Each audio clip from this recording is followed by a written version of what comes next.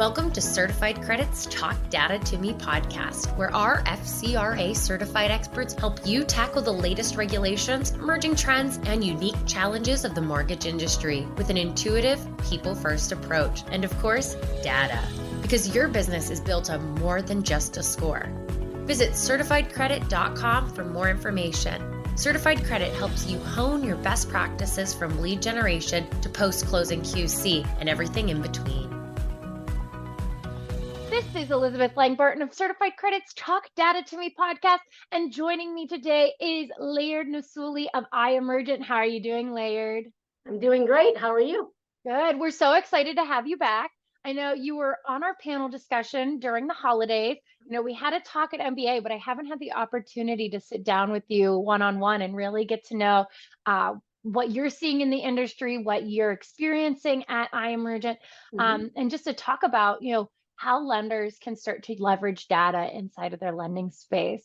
So, before we get too far into our conversation, can you give a brief introduction to those who don't know what iEmergent is and what work you guys do? Sure. So fundamentally, I like to say that Emergent is, or I should say iEmergent, is sort of a combination of a data and analytics company, a technology company, and an advisory company, right? And that's, we have a long history of kind of pieces of all of those three. But where we are right now, we basically take what I consider to be our true unique value proposition, which is our forecast of mortgage opportunity. And I'll define that for a second. What I mean is, where will and how many loans and dollars can you expect from a market over next year, 2 years, 3, 4, 5 years down the path? Right. And we look at that from a purchase and refi perspective. We also look at it by segment. And that's just an important thing to know as we talk about sort of the use cases right now that we're seeing. So we've got our forecast. We also have Mortgage Market Smart, which is a map-based, I don't want to call it a visualization tool, but it's really a action-based tool. It helps lenders take that really complex forecast data, blend it with other data to do things, right? And all along, our purpose has sort of been centered on and focused on growth, helping lenders grow despite market conditions. As you know, the way that the demographics, politics, where the market's gone is growth now is dependent on diversity and really reaching a new group of people. The home buyer pool is changing. And what works well for me is that my background is actually a long time ago was in community development, and I have a master's in social work. And so what's finally happened and what's been so exciting is that it's taken Emergent's original purpose and it's aligned it with our kind of our professional and personal passions, so that we're kind of serving lenders via Market Smart that has our forecast and all this other data. And then one of the things we do that is so important to me is we do a lot of advisory work on this issue, helping clients with developing SPCPs or special purpose credit programs, other diverse market strategies.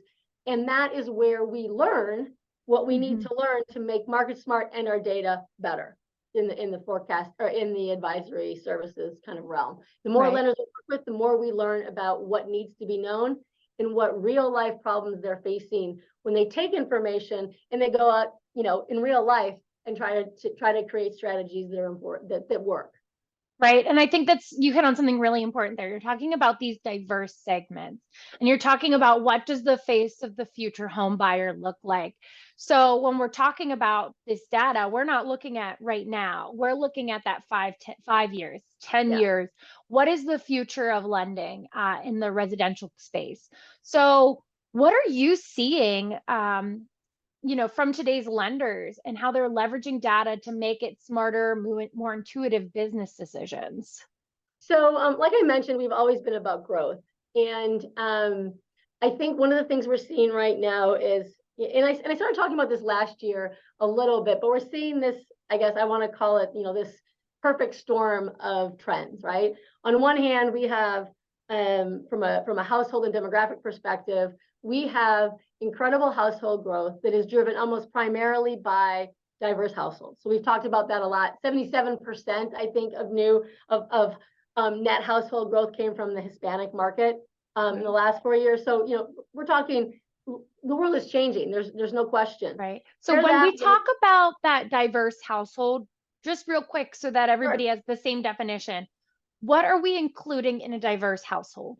In a diverse household, when we talk about it, we're basically talking about anybody who identifies as anything but non-white Hispanic.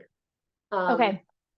I mean, that's when you're talking about racial and ethnic diversity. There's certainly other types of diversity. I was going to say, are we taking into gender diversity, sexual diversity into account? Are we just talking about the demographic breakdown from? Yep.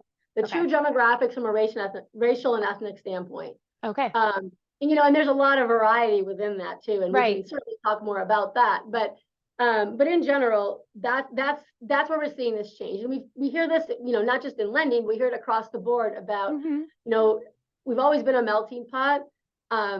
We're just continuing to dilute, right? And that's a great thing for so many reasons. But I think it's been difficult for certain industries to really figure out how do you adjust, your strategies and your models from before to this new change. So going back to your original question, we've got this trend happening, and that household trend is going up. We've also got a regulatory environment that is more restrictive. It's an administration that is so committed to not just preventing discrimination, but promoting equity.